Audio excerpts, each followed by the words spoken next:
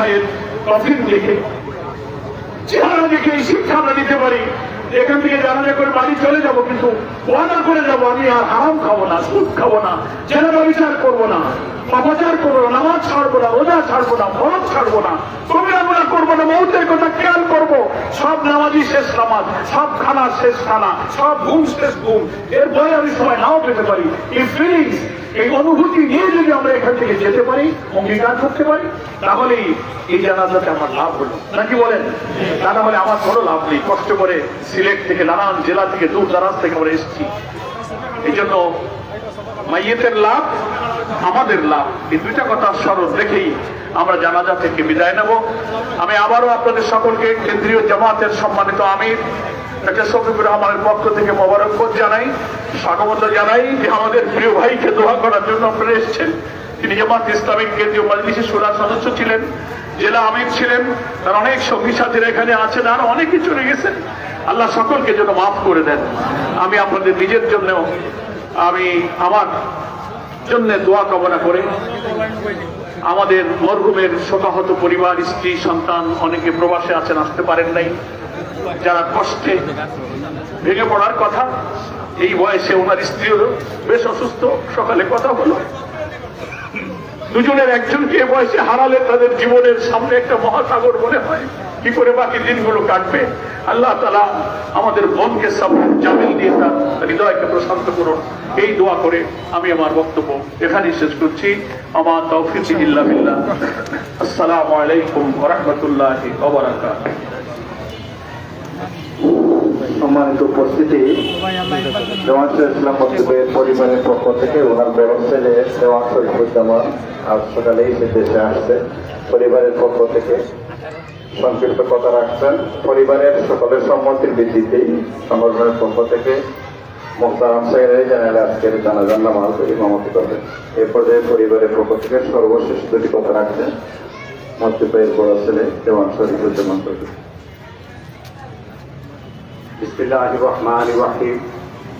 উপস্থিত আমাদের অভিভাবক, ঢাকা থেকে আগত সেক্রেটারি জেনারেল জনাব মিয়া গোলাম পরওয়ার চাচা, আগত নেতৃবৃন্দ, রাজনৈতিক নেতৃবৃন্দ, সাংবাদিক এবং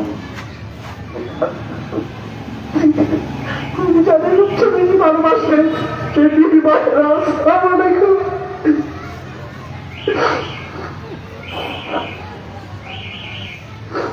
আমার পিতার উপর কোনো অভিযোগ নাই, আমরা সাক্ষী।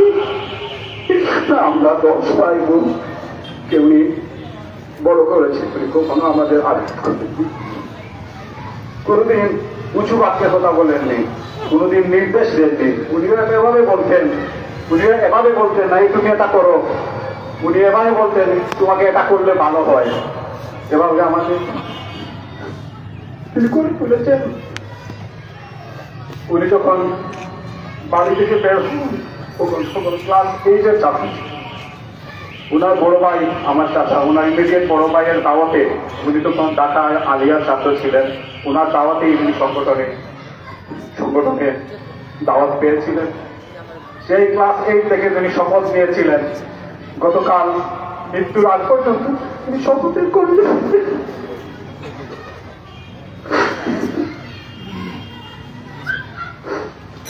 আপনারা ওনার সহযোগী এবং ওনাদের কাছ থেকে অনেক কথা শিখেছেন, অনেক কথা বলার আছে।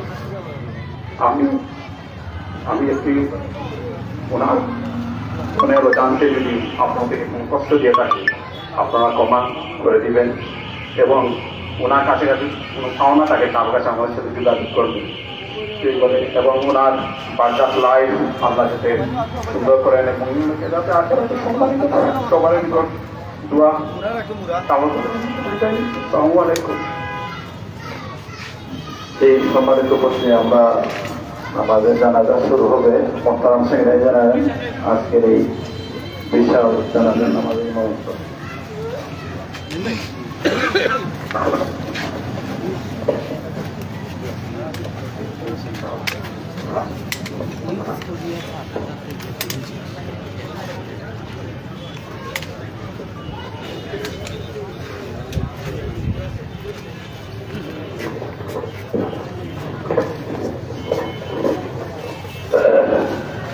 শুরু হচ্ছে। আমরা কাতার যথাসম্ভব সোজা করে দাঁড়াই, যথাসম্ভব কাতার সোজা করে দাঁড়াই। স্যান্ডেল যদি নিশ্চিত হওয়া যায় যে আমার স্যান্ডেলের নিচে কোনো নাফাঙ্গি নাই, তাহলে তার উপরে মানা থাকে সন্দেহটাকে খুলে রাখাই ভালো। কাতার সোজা করি, কাতার সোজা করি, এখন জানাজা শুরু।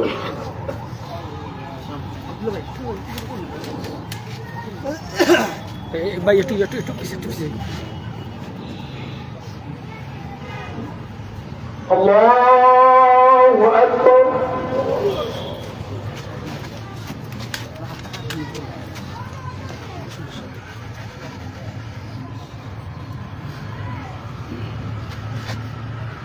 আল্লাহু আকবার।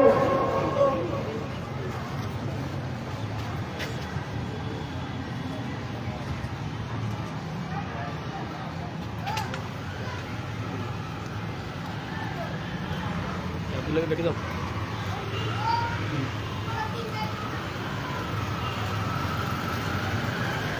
আল্লাহু আকবার।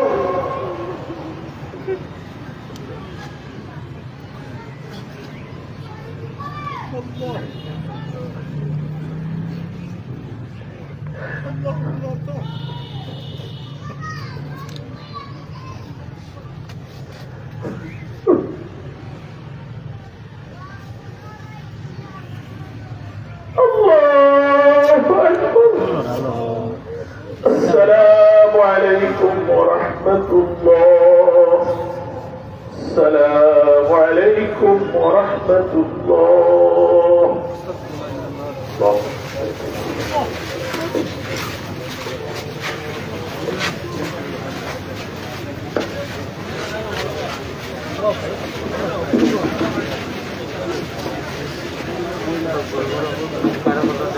সম্মানিত উপস্থিতি, 5 আসর রানের বাড়িতে মোহাম্মদপুরে জানাজা হবে। জানাজা থেকে তারপর সম্পন্ন হবে। এখন আমরা লাশ নিয়ে মোহাম্মদপুরের উদ্দেশ্যে রওনা দিচ্ছি।